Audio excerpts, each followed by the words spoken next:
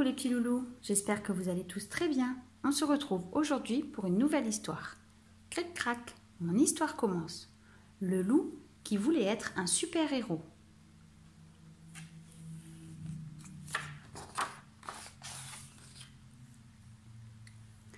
Un matin, en se regardant dans son miroir, Loup eut une idée. Et s'il devenait un super-héros? Ce serait fantastique, s'écria Loup. J'aurais un joli costume, je sauverais les gens et tout le monde m'adorerait. Au fond de lui, Loup se disait aussi que sa louve chérie serait très fière de lui.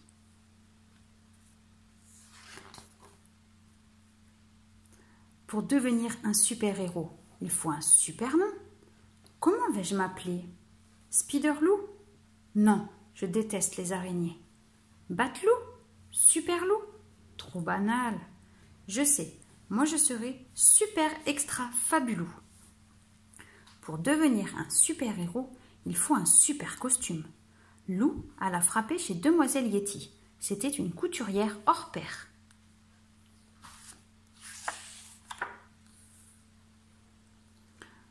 Bonjour Titi, la salua Loup.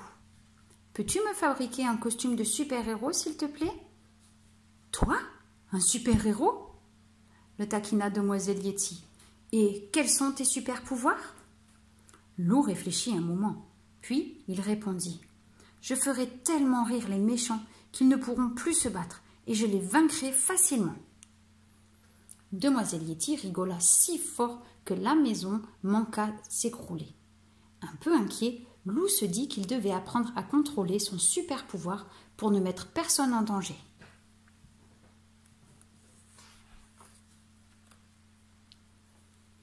Tout en pleurant de rire, Demoiselle Yeti confectionna à Loup un costume super époustouflant, avec des ailes intégrées au cas où il aurait besoin de voler.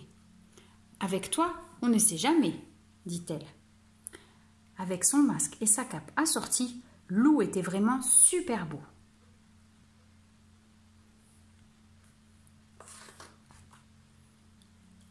Ainsi habillé, Loup partit se promener dans la forêt. Il avait hâte de voir l'effet qu'il ferait. Passé le premier virage, il se trouva nez à nez avec Gros Louis. « Salut Loup, fit son ami. C'est carnaval aujourd'hui? »« Vous faites erreur, monsieur, répondit Loup d'une voix grave. Je m'appelle Super Extra Fabuleux et je suis un super-héros. »«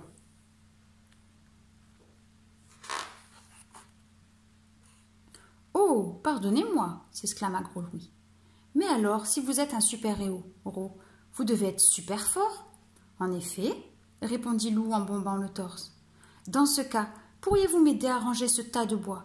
Je suis un peu faible, vous savez. »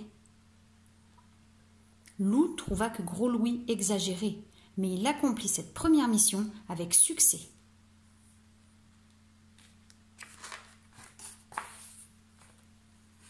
Pour être un super-héros, il faut quelqu'un à sauver. Sur son chemin, Loup aida 2 escargots à traverser, et il rendit à ses parents un oisillon tombé du nid. « Tout ceci est bien gentil, se dit Loup, mais il est temps de trouver une mission digne de moi. » C'est à cet instant précis qu'il entendit des cris.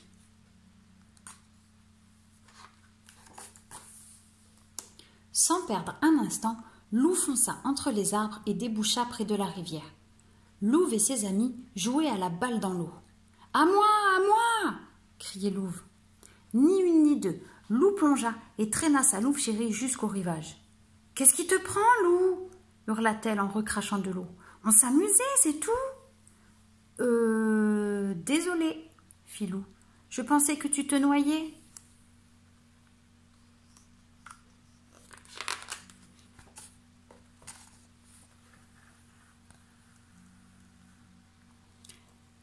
Mortifié, Loup s'éclipsa rapidement.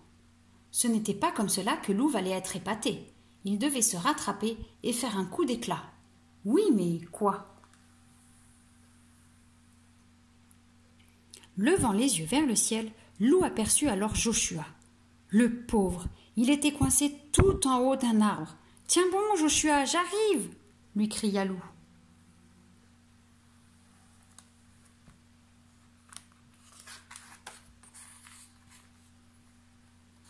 Lou s'élança à l'assaut de l'arbre qui plia et patatras. Les deux amis basculèrent dans le vide. Lou réussit à déplier ses ailes. Un peu trop tard, malheureusement. « Qu'est-ce qui t'a pris, Lou ?» soupira Joshua. « À cause de toi, ma nouvelle paire de jumelles est cassée. »« J'ai cru que tu étais en danger, je voulais te sauver, » expliqua Lou. « Je suis super extra fabulou. »« Super relou, tu veux dire ?» ronchonna Joshua.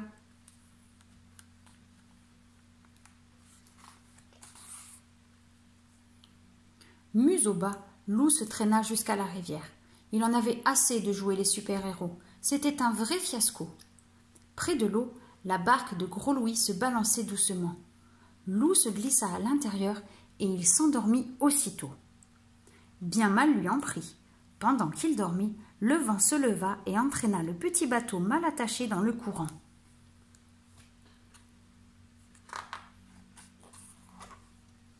Lou fut réveillé en sursaut. Prise de folie, la barque tournoyait dans tous les sens. Oula! Il était dans un sacré pétrin cette fois. Sur la rive, ses amis paniqués l'appelaient. « Misère, il n'a pas de rame !» se désola Louve. « Et il y a une chute d'eau juste après ce bouquet d'arbres. Il va se noyer, il faut l'aider !»« Comment ?» fit Valentin. « Il est bien trop loin !» Mais déjà Louve s'était élancé.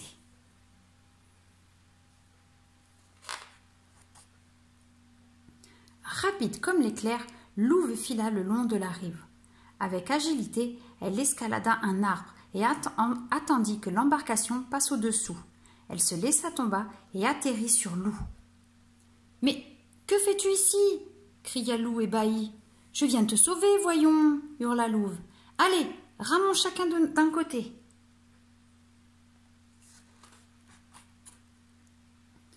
De toute la force de leurs pattes, les deux loups se mirent à ramer et peu à peu, la barque se rapprocha de la rive. Quand ils furent assez près, Valentin se précipita pour les aider à accoster. Ouf, ils étaient sains et saufs.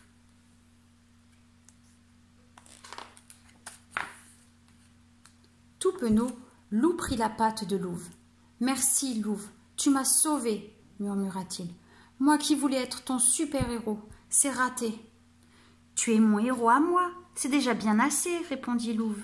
« Et je t'aime comme tu es, avec tes défauts et toutes tes qualités. »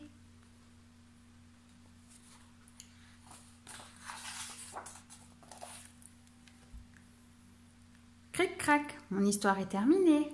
Si tu as aimé cette histoire, laisse-moi un petit pouce bleu et surtout abonne-toi pour savoir quand une nouvelle histoire sera disponible.